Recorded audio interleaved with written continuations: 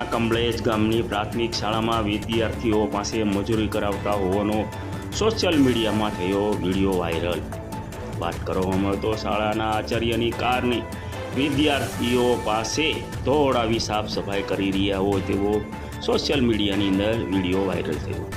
ચાલુ અભ્યાસક્રમ દરમિયાન વિદ્યાર્થીઓ પાસેથી આચાર્ય વિજય પુરોહિતની કારને સાફ કરાવી રહ્યા છે। વિદ્યાર્થીઓને સારું શિક્ષણ મળે તે માટે શાળામાં વાલીઓ દ્વારા શાળા અભ્યાસક્રમમાં મોકલતા હોય છે, પરંતુ શાળામાં આચાર્યની મનમાનીના કારણે સ્કૂલની અંદર વિદ્યાર્થીઓને અભ્યાસ છોડીને મજૂરી કરવા માટે લાચાર બનવું પડ્યું છે। વિડીયો ભાવનગરનો કમલેશ પ્રાથમિક શાળામાંથી બહાર આવ્યો છે તેવું સોશિયલ મીડિયાની અંદર વાયરલ થયો છે। જો કે આ વિડીયોની અમે પુષ્ટિ નથી કરતા।